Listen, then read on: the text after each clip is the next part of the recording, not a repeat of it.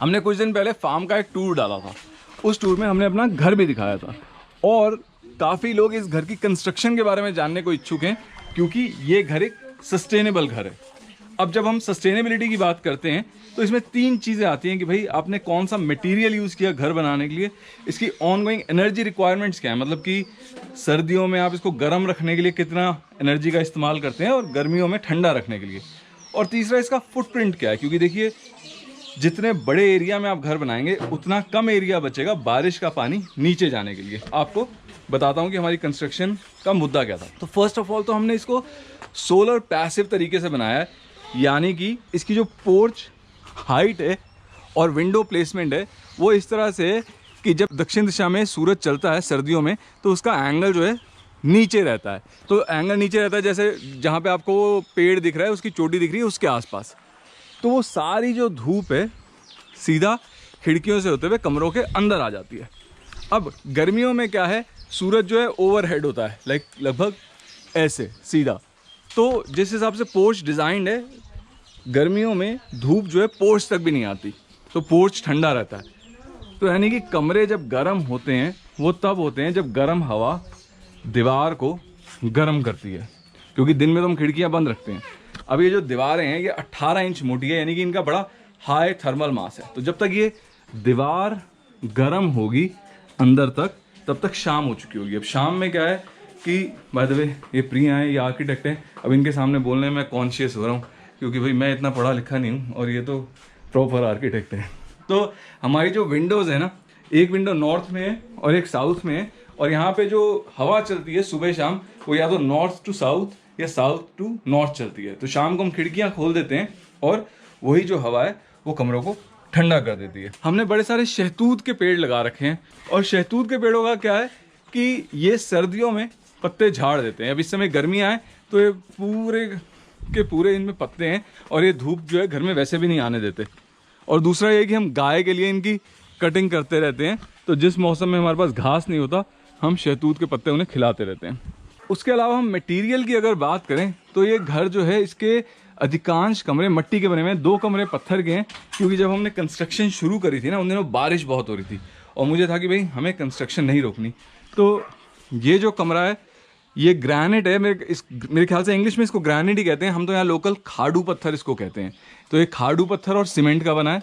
बाकी ये जो सारे कमरे हैं ये मिट्टी की ईंटों के बने हैं, और इनमें जो गारा है यानी कि जो मोर्टार है वो भी मिट्टी का ही उसमें इस्तेमाल हुआ है। जो पोर्च की छत है ये बांस और स्लेट की है। तो बांस बड़ा सस्टेनेबल है, बांस तो यहाँ खूब उगता है। मैं आपको दिखाता हूँ, हमारे कमरे के पीछे ही बड़े सारे बांस उगे हुए हैं। हमने गलती है कि हमने बांसों को ट्रीट नहीं किया, तो इसलिए थोड़े टाइम में हमें शायद ये बांस बदलने पड़े। इस घर में 2 फ्लोर्स हैं। ये तो अभी हम ग्राउंड फ्लोर पे है ना, तो जो फर्स्ट फ्लोर का फ्लोर है मैं आपको नीचे से दिखाता हूँ वो कैसा दिखता है। बाय द वे हमारा मीडिया ऑफिस। तो ये जो हमारा कमरा है इसका स्पैन इस तरह है कि भाई एक इसमें गार्डर पड़ सके बिना लपे, और ये जो सारे बांस हैं ये ऊपर वाले कमरे की छत को सपोर्ट कर रहे हैं। इसके ऊपर ये जो सारे टीन डले हैं ये स्क्रैप मेटल है, टीन के टुकड़े हैं। हमने 600 किलो ये खरीद लिया और हमने इससे एक सरफेस बना दी। इस सरफेस के ऊपर मिट्टी की एक लेयर है, उस मिट्टी की लेयर के ऊपर फाइनली एक सीमेंट की लेयर है। मैं ऊपर जाता हूँ तो आपको दिखाता हूँ। वो सीमेंट की लेयर इसलिए है कि भाई हम इसको पोछा मार सकें। हमारी जो किचन है अगेन ये पत्थर की बनी है। ये पत्थर इनको हम लोकल सैल कहते हैं। ये स्लेट हुआ। अब स्लेट की जो माइनिंग है सस्टेनेबल नहीं है, पर एटलीस्ट ये मटेरियल लोकल है। इसके अंदर कोई भी मोर्टार नहीं होता, यानी कि कोई सीमेंट नहीं है, बस एक के ऊपर एक टिके हुए हैं। हमने अंदर से इसमें मिट्टी की लिपाई कर रखी है ताकि भाई गैप्स कम रहेंगे तो कीड़े छिपकलियाँ अपना घर कम बनाएगी। छिपकलियाँ तो ठीक है, छिपकलियाँ बाकी कीड़ों को खा जाती हैं, तो छिपकलियाँ ओके हैं। फिर जो हमने लकड़ी इस्तेमाल करी वो हमने इस तरह करी कि भाई जो भी पुरानी बिल्डिंगें टूट रही थी, लोग अपने घर उखाड़ रहे थे, वो लकड़ी इस्तेमाल करी। ये धर्मशाला कॉलेज से पिलर आए हैं सारे, ये सारे 100-100 साल से ऊपर पुराने पिलर हैं। इनफैक्ट ये जो पत्थर हैं, मैं आपको खिड़कियों के पत्थर दिखाता हूँ, इस तरह का काम भी आजकल नहीं होता। ये पत्थर भी हमें पुराने मिल गए। इनफैक्ट ये जो अलमारियाँ हैं ना, हमने क्या किया, अलमारियों के ढक्कन एज इट इज़ खरीद लिए। दीवारें 18 इंच की हैं, आपको दिख ही रहा है ये जैसे खिड़कियों में कि कितना गैप है। तो इसी तरह हमने दीवार में गैप छोड़ दिया, उसके ऊपर ढक्कन चिपका दिया, आपकी अलमारी बन गई।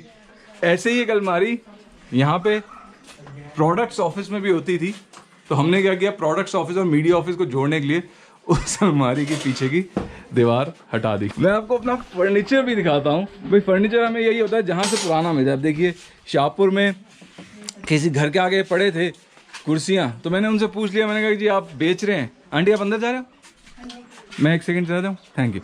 ये जो का कमरा है, ये जो हमने बेड्स वगैरह भी बनाए हैं ना, ये जो सारा इसमें मटेरियल लगा है, ये आर्मी वालों की जैसे बिल्डिंगें उखड़ती हैं, उनकी छत से बहुत सी लकड़ियाँ निकलती हैं, तो ये उसका बना है। अब ये जो मिरर के लिए जो ने यूज़ किया हुआ है, ये आम की लकड़ी की मेरे ख्याल से फटियाँ होती हैं जिसकी पेटियाँ होती हैं जिसमें सामान आता है।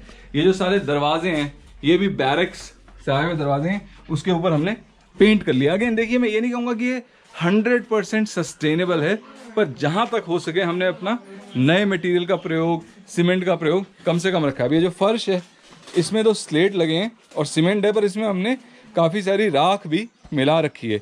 उससे एक तो सीमेंट थोड़ा चिकना हो गया और सीमेंट का जो प्रयोग है वो थोड़ा कम हुआ। जो हमारी वेट वॉल्स हैं, यानी कि बाथरूम वगैरह की वॉल्स जहाँ पे मोस्ट प्लम्बिंग है, वो हमने लाल ईंट की बनाई है, क्योंकि भाई कल को कोई पाइप लीक हो जाए तो ऐसा ना हो कि घर ढह जाए। तो ये लाल ईंट है। इसके ऊपर हमने प्लस्तर जो है वो मिट्टी का ही किया हुआ है।